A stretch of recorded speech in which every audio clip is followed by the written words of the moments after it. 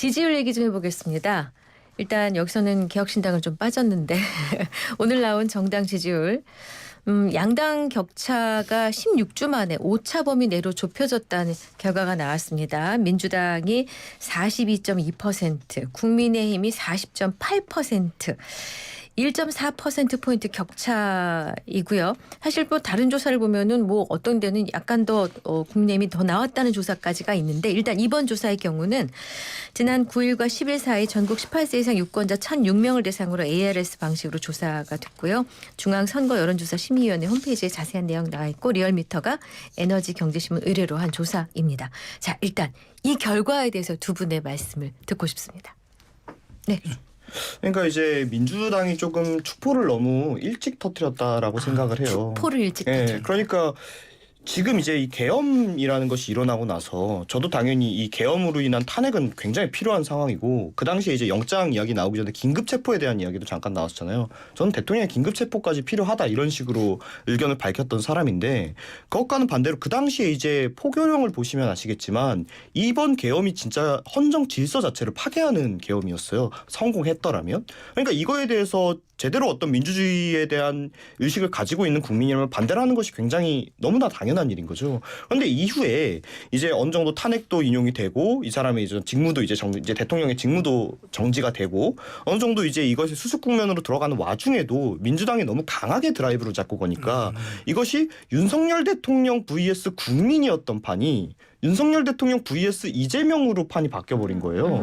이렇게 상황이 되니까 기존에 이제 이재명 대표의 비토층이 굉장히 많지 않습니까? 국민적인 비호감이 높은 분이기 때문에 그런 프레임 전환이 돼버리니까 이제는 어떤 중도라고 이야기할까요? 어떤 정치 저간여층 분들은 탄핵이라는 것은 당연히 인용된다라고 생각을 하고 윤석열 대통령이라는 사람은 정치적으로 더 이상 뭔가 할 수 없는 사람이라고 인식을 하고 있기 때문에 지금 여기에 나오는 여론조사는 이제 다음 스텝, 이 탄핵 이후에 있을 이 조기 대선이나 이런 국면에서 이재명 대표의 지지율이 낮기 때문에 나오는 현상이라고 저는 보여집니다. 자, 근데 지금 지적하신 대로 어떤 점들이 구체적으로 민주당이 이렇게 강경 드라이브라고 판단하세요? 예를 들면은 이제 탄핵을 한 이후에 네. 지금 또 한 차례 권한대행이 또 바뀌었지 않습니까? 네. 이 과정에서 뭐 이 헌법재판관들을 임명하지 않았다거나 뭐 여러 가지 이것이 옳고 그르냐는 따질 수 있죠. 하지만 우리가 어떤 흔히 중도라고 표현하는 분들은 이런 사안을 그렇게 디테일하게 보지는 않거든요. 네. 그러니까 이게 마치 너무 민주당이 힘자랑하는 것처럼 비춰진 것이 아닌가. 네. 저는 이렇게 생각하는 부분이 있고요. 물론 제 개인의 의견으로는 그 당시에 어떤 권한대행에 대한 탄핵의 필요성이 있었는가 하면 거기에 대해서는 따져볼 수 있는 부분이라고 생각하지만 네. 이게 국민들에게 어떻게 비춰졌느냐는 또 다른 문제라는 이야기죠. 자, 여기서 신 변호사 이제 중요한 건 20대 청년들의 선택이 좀 눈에 띕니다. 그러니까 연령대별로 보면은 이제 국힘 지지율이 70세 이상, 60대, 20대 등에 상승했고 민주당은 70세 이상, 60대, 20대 등에서 하락을 했어요. 결국 약간 캐스팅 보트를 쥔 이제 그 20대 청년들이 결국은 이제 흐름을 바꿨다라고 보여지는데 이 굉장히 좀 약간 독특한 흐름입니다, 이거. 근데 저는 일단 세대별 분석은 조금은 지금 좀 빠르다고 보고요. 빠르다. 우선은 왜 지금 이 계엄 사태, 그러니까 비상계엄이 불법성을 가지는데 이 이후에 왜 그러면 지금 민주당과 국민의힘의 격차가 좁아지느냐. 네. 이 부분을 좀 설명을 드려야 될 것 같은데요. 전 우선은 민주당이 사실은 좀 전략 실패한 부분이 있습니다. 그게 뭐냐면 뭐 탄핵을 한 건 전 정당했다고 보는데 그 예를 들어 재의결할 때 8건을 한 번에 재의결을 붙이거든요. 그렇게 해서 내란 특검 게다가 뭐 김건희 특검 뭐 여러 가지 그 뭐 국회 증감법이라든지 이 다양한 법안들을 8개를 단체로 동시에 올렸죠. 재의결을 올리고 하다 보니까 이 주목을 못 받는 겁니다. 국민들이 재의결하는 건 아는데 네. 도대체 어느 법에 찬성이 몇 명이고 반대가 몇 명이고 주목을 받으면서 가야 되는데 이 8개를 통으로 묶어서 하다 보니까 전략적인 실패가 좀 있었다는 생각이 들고 또 하나는 지금 이 윤석열 대통령이 내란 혐의 받고 있지 않습니까? 네. 그 이후에 해결된 게 지금 하나도 없어요. 군 장성들과 국방부 장관의 구속 기소 이외에는 다른 게 지금 달라진 게 하나도 없거든요. 그 사이에 윤석열 대통령에 대한 신병 확보의 실패를 계속하면서 회복 탄력성이 생긴 겁니다. 그러니까 보수 진영에서 더 이제 그 기간 동안에 정치적으로 이 사안을 접근하는 여러 가지 시도들을 하면서 이제는 내란에 대해서 토론을 하기 시작했거든요. 그러니까 이렇게 가면서 저는 회복 탄력성을 준 면이 저는 이제 공간을 열어줬다라는 것이고 네. 또 하나는 이게 이제 조국혁신당도 지지율이 하락하고 있습니다. 그리고 개혁신당도 지지율이 빠지고 있는 상황에서 사실은 양당제가 더 고착화된 구조적인 문제가 첫 번째 있고요. 두 번째는 이제 선거 구도 면에서 윤석열 대통령은 보수 지지자들도 거의 다 버렸는데 문제는 미래 권력을 놓고 보니까 우리나라는 원래 선거 때마다 그러니까 심지어 박근혜 대통령 탄핵 이후에도 문재인 대통령 41% 물론 안철수 의원이 중간에 좀 껴있긴 합니다만은 거의 5대5 형식으로 탄핵 이후에도 대선을 치른 경험이 있거든요. 그러니까 이번에도 미래 권력을 놓고 정당 지지율을 보면 이 구도는 이해가 됩니다. 별로 이상한 건 아닙니다. 그러니까 개인이 아니라 당의 대결로 그렇습니다. 그리고 미래 권력 차원에서는 그렇다는 얘기고 근데 제가 강조하고 싶은 건 이 수치가 국민의힘은 굉장히 좋아할 수 있는데 좋아할 건 아닌 게요. 이거는 내란에 대한 지금 수습과 내란에 대한 정리가 안 돼 있기 때문에 아마 이 지지율로 가더라도 중간지대에 있는 상당히 옳고 그름을 가지고 판단하시는 중도층에게는 전 내란에 대한 처리가 굉장히 중요하다고 봅니다. 그래서 그게 처리가 안 된 상황에서 대선을 치른다면은 저는 뭐 국민들께서는 당연히 이 내란에 동조했던 분들에 대해 가지고는 심판을 할 수밖에 없을 것이다. 그래서 저는 뭐 민주당이 조금 더 열심히 해야 되는 부분은 있는 것인데 이건 그렇게 썩 이상할 만한 저는 조사 결과는 아니다. 저는 그렇게 판단합니다. 네, 이 탄핵 전국에서 국민의힘 지지율이 상승했다는 게 뭐 국민의힘이 대단히 잘했다. 아까도 저 일부에서 얘기했습니다만 국민의힘이 잘한 게 아니라 민주당이 좀 잘 못하기 때문이다. 이렇게 얘기들을 합니다. 이 부분, 네, 우리 문 전 대표님. 그러니까 저도 이제 방금 이야기하신 부분에서 동의되는 부분이 많은 게 이제 민주당이 지금 너무 빠르게 아까 축포를 터뜨렸다는 이야기가 얘기했죠. 뭔가 이 계엄이라는 건 누가 봐도 윤 대통령이 잘못한 겁니다. 그러니까 이 이후에 있을 어떤 여파에 있어서 국민들이 당연히 자기들을 지지하겠지? 라고 이렇게 좀 생각을 해버린 게 아닌가 싶어요. 근데 그건 결코 또 그렇지 않거든요. 그러니까 지금 그런 반대로 이런 계엄 상황이 있었을 때 거기에 대해서 뭔가 민주당이 앞으로 이건 것을 어떻게 수습해 나가고 지금 이 윤석열 대통령이 망쳐놓은 지금 우리 국가의 정세를 어떻게 회복시키고 이런 것보다는 본인들의 어떤 정치적 이익을 위해서 행동하는 듯한 모습을 자꾸만 보여줬단 말이죠. 그러면은 이제 국민들도 결국 달리 생각을 하게 되는 거고 기존에 어떤 아까 얘기하셨던 바와 같이 제3당들의 지지율이 빠지고 양당으로 집결하는 세대는 결국 이것이 어떤 사안의 옳고 그름이 아니라 정쟁으로 받아들이고 있다는 이야기거든요. 네. 근데 사실 이렇게 계엄이라고 하는 누가 봐도 한쪽이 잘못한 것을 정쟁으로 받아들이게끔 해 나간다는 건 정말 쉽지 않은 건데 저는 국힘이 뭘 잘해서 국힘이 뭔가 여론적으로 잘했다라고 절대 생각을 하지 않기 때문에 그럼 결국 그건 민주당의 귀책일 수밖에 없다. 이렇게 말씀드립니다. 그래, 저 궁금한 게 이거예요. 국민의힘 이제 그 대변인도 청년 대변인 하셨는데 자.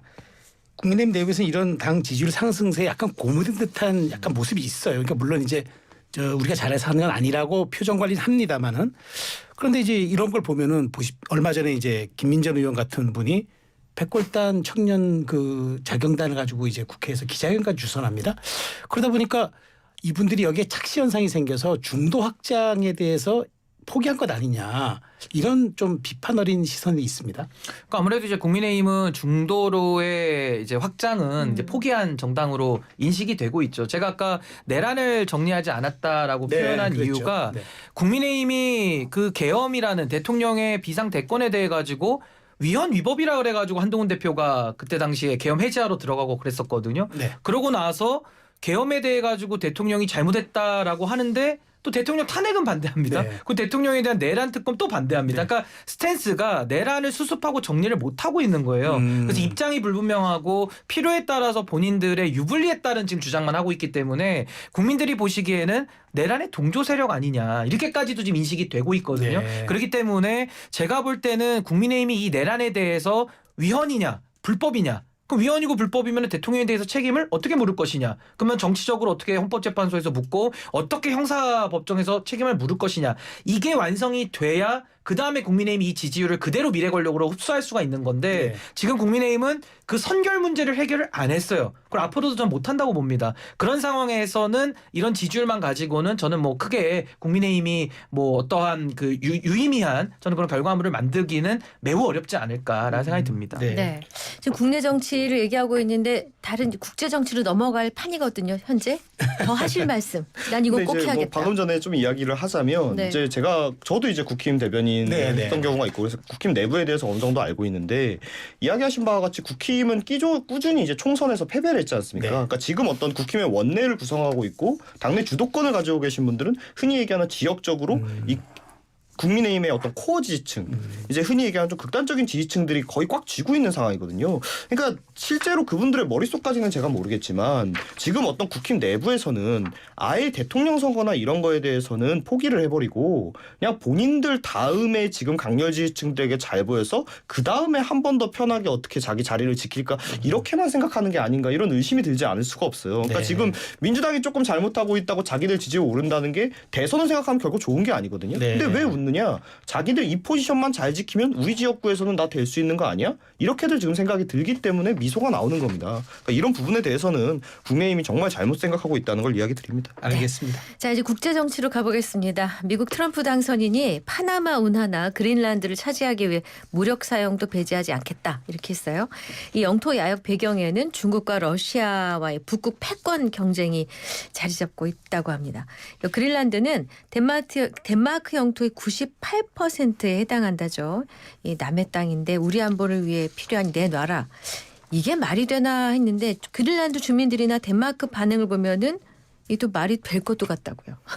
그러니까 이제 사실 이게 트럼프에 대해서 가지고 있는 좀 우려점들이 이제 나오는 건데 지금도 이제 트럼프 같은 경우는 자국 우선주의를 취하고 있지 그렇죠. 않습니까? 네. 그러다 보니까 이 해상 운송이라든지 뭐 아니면 자원 문제라든지 이런 것들을 여러 가지를 고려를 해서 지금 이 그린란드에 대해 가지고 상당히 이제 좀 영토에 대한 뭐 확장의 그런 욕심들을 내보이고 있는 거 아니겠습니까? 그러니까 거기에 대해서는 물론 이 덴마크의 지금 자치권을 가지고서 네. 그린란드가 하고 있기 때문에 이제 거기에 대해서는 또 나름의 그 주민들의 판단은 좀 필요는 하겠습니다만은 저는 이 트럼프가 가지고 있는 이런 야욕이나 여러 가지 영토 확장의 욕심을 내보이는 것 자체가 이 국제 정세는 사실상 좀 불안하게 더 만들 요인들은 훨씬 큰 거거든요. 지금도 러시아와 우크라이나 전쟁이 아직 끝나지 않았고 또 저기 중동 지방에서도 계속 지금 이스라엘과 관련돼서 네. 지금 여러 위기가 있고 또 심지어 우리 한반도에서도 지금 이 전쟁 위기에 대한 이 안보 불안이 있는 상황인데 여기에서 이제 트럼프가 이제 저런 식으로 본인들의 이익만을 위해서 어떠한 국제 정치적인 이 외교적인 또 아니면 안보적인 결정들을 한다면은 이런 부분들은 좀 앞으로 트럼프 체제 하에서 앞으로 많은 나라들이 조금 더 그 안보와 관련된 또 불안감을 더 가중시킬 수 있지 않을까라는 생각이 듭니다. 그러니까 이런 트럼프의 패권주의가 그 우리에게 좀 치사하는 바는 이런 거죠. 이게 남의 일 같지 않다. 특히 청년 세대들 입장에서는 그런 불안감인데 뭐냐면 실제 포털 사이트 가보면 이제 중국 이재명 등을 함께 검색하면 이재명 대통령 되면 우리도 중국의 속국이 되는 것 아니냐 이런 글들이 많이 보이는데 여러 대학과 익명 커뮤니티에도 이재명의 민주당은 친중이다 이런 어떤 친중 정서가 있는 민주당이다 이런 얘기들이 많아요. 근데 사실 이게 그냥 일방 주장입니까 아니면 대변인 문대변인 개연성이 보기에는 있나요? 당연히 실제 이제 좀 가설이 어떤 있습니까? 사안을 지금 어떤 국제 정세가 지금 네. 신냉전은 이미 시작된 상황이지 않습니까? 네, 네. 그러면 우리가 이전에 어떤 미국이 오히려 독주를 하고 미국이 오히려 중국까지도 자신들의 어떤 벨트에 넣어서 아우르던 그 시대처럼 네. 그냥 우리 중간에서 이쪽에서도 이익 볼 수 있고 이쪽에서도 이익 보는 게 제일 현명한 거 아니야라는 얘기는 그 시대 때 맞을 수 있어도 지금 굉장히 위험한 이야기고 나이브한 이야기거든요. 최시의 발언을 얘기하시는 건가요? 그러니까 이제는 사실은 어떻게 보면은 그로 인해 어떠한 손해가 발생을 할지라도 네. 어떻게 보면은 이 친냉정 세세에서 이제 새로운 체제에서 우리에게 어떤 입장을 정하라는 압박이 들어오고 있는 거예요. 네. 그런데 이제 이걸 중국 측에서도 압박을 하고 미국 측에서도 압박을 하는데 네. 그냥 단순하게 우리 뭐 북중러하고도 친하게 지내고 한미일도 미국하고도 친하게 지내면서 중간에서 이익 보는 게 제일 현명한 거 아니야? 우리 괜히 우리가 중국 러시아에 밑보여서 뭐 손해 보는 거 바보 같은 짓 아니냐라고 하는데 네. 그게 이제 통하던 시대가 있고 통하지 않는 시대가 있는 건데 그런 와중에도 여전히 그런 좀 시대가 지나가 버린 외교적인 자세를 민주당 측에서 바꾸고 있지 않으니까 네. 이 부분에 대해서 시정이 돼야 되는 거 아니냐? 이거 결국에는 그러면 중국 편들자는 얘기가 아니냐? 이렇게 이야기가 나오는 거고요. 그런데 정말 이게 문제를 복잡하게 하는 것이 바로 트럼프의 등장이죠. 아까 이제 그린란드 이야기가 좀 나왔는데 네, 네, 네. 실제로 미국 같은 경우에는 저 같은 경우에는 특히 태어났을 때부터 미국이 어떤 국제의 패권국으로서 국제 경찰 노릇을 하던 세계에서 태어났으니까 이게 뭔가 좀 당연하게 느껴지는데 원래 미국은 고립주의가 굉장히 강한 나라였어요. 그래서 이 아메리카 이내의 문제에 대해서는 너희들도 간섭하지 말고 우리 그 외에는 간섭하지 않겠다라는 정서가 한 20세기 초반까지만 해도 있었던 국가예요. 그래서 이제 미국이 우리나라 입장에서는 굉장히 도움을 많이 주고 천사 같은 나라일 수 있겠지만은 그 남아메리카라든가 멕시코라든가 이런 나라들에 대해서는 또 굉장히 자신들의 어떤 안보나 이익을 지키기 위해서 굉장히 강압적으로 할 때가 많거든요. 그러니까 예전에 뭐 알래스카 통합 같은 경우도 뭐 거기에서 유전이 터져서 대박이 났네 하지만 결국 그건 역시 이 아메리카의 내부에 있는 영토에 대해서는 미국이 통제를 하겠다라는 거예요. 근데 그린란드도 역시 저는 같은 맥락으로 봐야 된다라고 생각을 합니다. 이게 뭐냐? 결국에는 지금 어떤 이 온난화 때문에 북극에 이제 그 해로가 열릴 수 있다라는 이야기가 나오고 있지 않습니까? 그러니까 이제 여기도 미국이 더 이상 자시할 수 없는 아메리카의 영역이 됐다라고 선언을 하는 것이죠. 근데 이 얘기는 결국에는 또 고립주의를 지향하겠다는 이야기라면은 우리가 지금 중국 편을 들 수도 없는데 막상 우리가 어떤 지금 편을 정해야 되는 미국 쪽에서는 우리 이제 고립주의할 거고 우리 우산에 있으려면 더 많은 비용을 지불해라고 이야기를 한다면 우리가 정말 선택의 여지가 줄어들고 입장이 어려워질 수밖에 없는 상황인데 어떻게 현명하게 헤쳐나갈 수 있을지 고민이 되는 사안입니다. 네네. 근데 이제 미국 언론 또 조야에서도 이재명 대표가 집권할 경우 한미일 동맹을 우려하는 목소리가 나오고 있거든요. 근데 지금 뭐 이재명 대표가 집권을 했을 때 뭐 어떠한 외교 전략을 쓸지는 아직은 알 수는 없죠. 우리가 그동안에 뭐 문재인 정부라든지 이재명 대표를 좀 추측하면서 이럴 거야라고 지금은 하고 있는 거기 때문에 앞으로 좀 지켜는 봐야 되겠는데 저는 이 외교에 있어서는 정말 국익 퍼스트가 반드시 이루어져야 된다. 예를 들어 친일이 정답입니까? 친미가 정답입니까? 친중이 정답입니까? 정답은 없죠. 이미 전 세계에서 많은 나라들이 외교 관계를 맺고 있고 사실은 그 외교라는 것이 줄타기를 하면서 전략적 모호성을 가지고 우리나라의 이익을 극대화하는 거거든요. 근데 지금까지는 대한민국의 외교의 대전략이라든지 대한민국의 국익을 정확하게 판단해서 가져오는 노력은 거의 없었다. 어떻게 보면 진영이 좀 갖춰서 우리는 뭐 친미로 갈 거야. 우리는 친중으로 갈 거야. 이런 식으로 하면서 오히려 국내 정치용으로 이 외교를 활용한 부분이 있기 때문에 저는 앞으로는 이 외교 자체의 좀 패러다임이 새 시대에 맞춰 좀 바뀌어야 되지 않을까. 그런 생각을 좀 가지고 있습니다. 근데 사실 이런 걱정들이 나온 배경에 도널드 트럼프 정부 일기 때 백악관 국장을 지냈고요. 트럼프 당선인 부부가 당선이 나고 또 막역한 사이인 머르시디스 슐렙 미국 보수주의 연합 의장의 발언 때문이기도 합니다. 이 야당 탄핵 소추안에 북중러를 적대시하고 일본 중심의 기이한 외교를 했다라는 문구가 탄핵 사유로 언급됐기 때문이다라는 거거든요. 그러니까 저도 이게 이 당시에 도대체 민주당이 이걸 여기다 왜 넣은 거지라고 생각을 했었어요. 그러니까 지금 그 계엄이라는 엄중한 시점에 지금 이 국난을 어떻게 해결하고 수습해야 될지 그리고 또 거기에 대해서 가장 큰 권한을 가지고 있는 제일 야당으로서 이 수습을 할 생각은 안 하고 본인들의 어떤 정치적인 기존의 어떤 아젠다를 좀 확대화시키려고 했던 모습이라고밖에 볼 수 없거든요. 그러니까 결국에 이런 것이 어떤 외국에서 보여지기에는 안 좋은 모습으로 비춰지는 겁니다. 부메랑으로 돌아온 것이다. 그러니까 이전처럼 차라리 미국이 어떤 독보적인 1등이었어서 어떠한 도전자도 없었던 상황이라면 이래도 좀 귀엽게 봐줄지도 몰라요. 그런데 지금은 엄연히 지금 냉전이 시작된 상황이고 이런 태도가 어떻게 미국에게 어필될지 굉장히 저는 우려를 가지지 않을 수 없다라고 봅니다. 알겠습니다. 오늘 여기까지만 가야 될 것 같아 시간이 다 됐네요. 비정식 회담 신인규 변호사 문성호 개혁신당 전 대변인과 함께했습니다. 고맙습니다. 잘 들었습니다. 네, 감사합니다.